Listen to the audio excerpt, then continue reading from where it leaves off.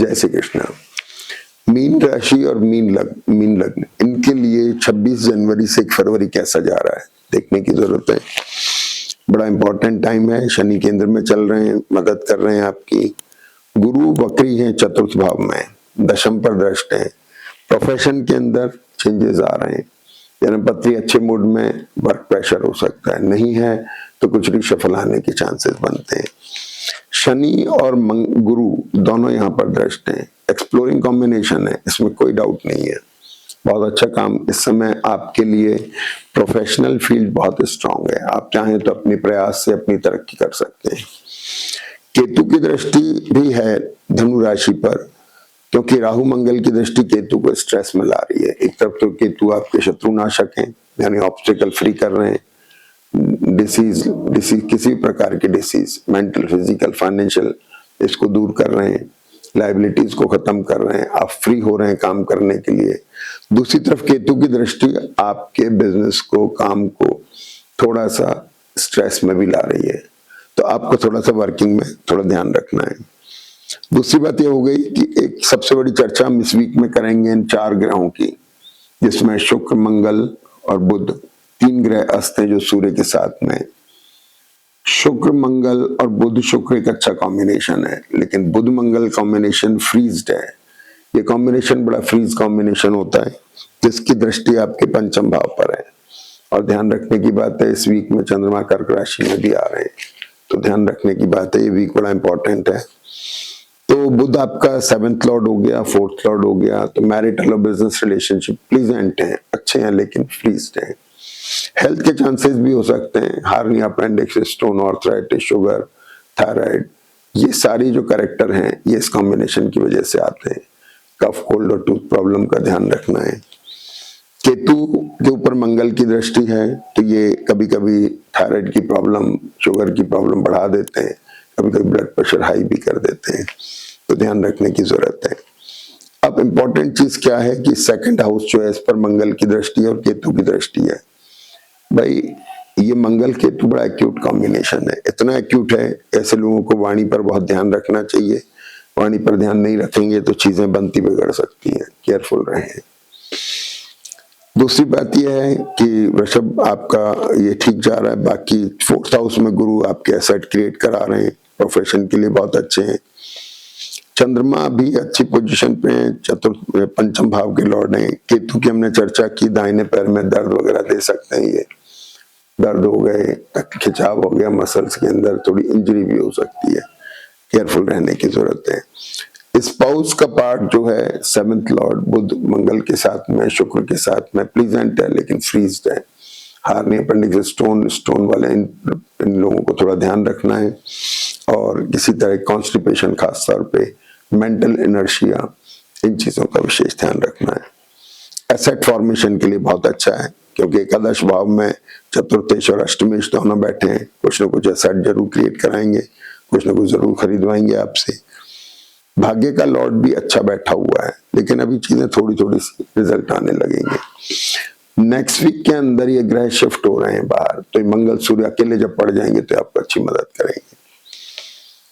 और इसके बाद हम एकादश भाव में बैठे राहु की चर्चा करें तो एक डिससेटिस्फेक्शन है, तो ये एक एनर्जी लॉस बता रहा है, यानी आप प्रयासरत हैं।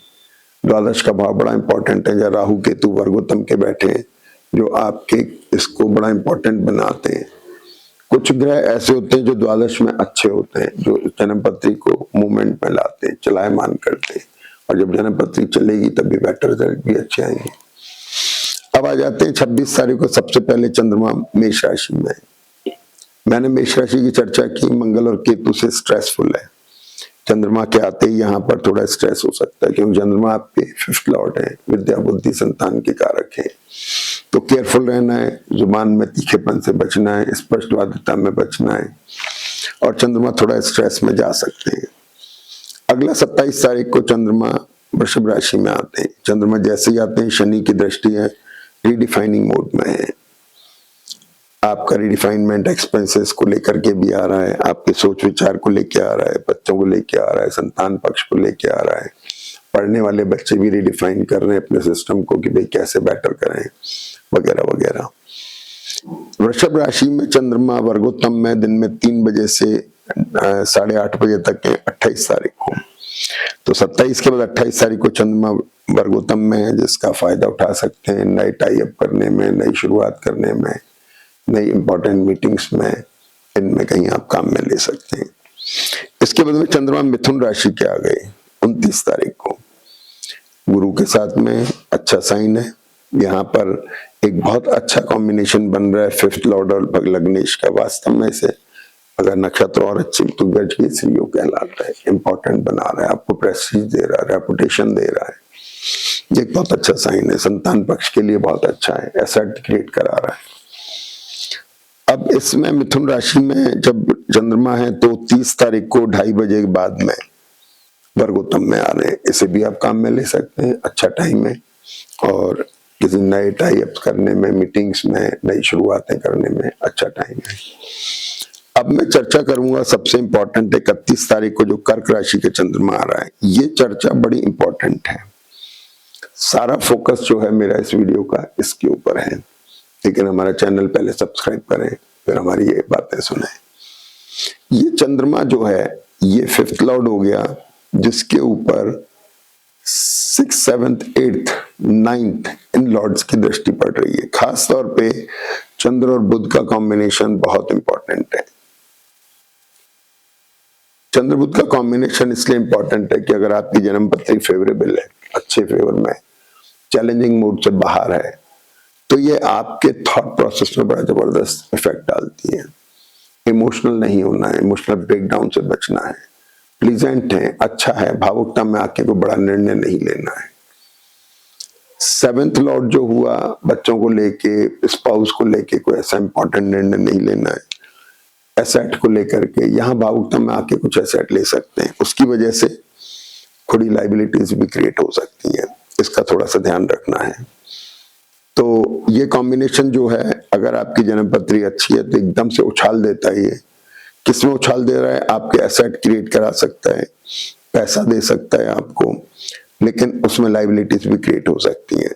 तो मीन राशि के लोग, मीन राशि या मीन लग्न के लोग, जो लोग शेयर मार्केट का काम करते हैं, एनसीडीएक्स का काम करते हैं, उतार चढ़ाव के बिजनेस करते हैं, उनको बहुत सतर्कता से निर्णय लेना है।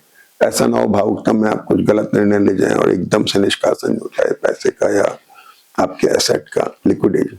इसके चांसेस तो कम है, लेकिन फिर भी केयरफुल रहना ही चाहिए हर कदम पे। बड़े खतरनाक खेल है ये। तो मोटी बात यह है कि ये कर्क राशि का चंद्रमा आपके लिए बड़ा इंपॉर्टेंट रोल प्ले कर रहा है। मंगल और शुक्र से आपको प्लीजेंट भी बना रहा है, कुछ आपके लिए बच्चों को लेके इनके लिए अच्छे निर्णय हो रहे हैं, थॉट प्रोसेस अच्छा है। खास तौर पर जो डिजाइनिंग के काम करने वाले लोग हैं उनके लिए बहुत अच्छी पोजीशन बनती है। तो ऐसे करके कर्क राशि का चंद्रमा हो गया और 1 फरवरी को ये पुष्य नक्षत्र में आ जाएंगे। शनि का नक्षत्र अच्छा नक्षत्र है, इसके लिए बहुत अच्छी पोजीशन है।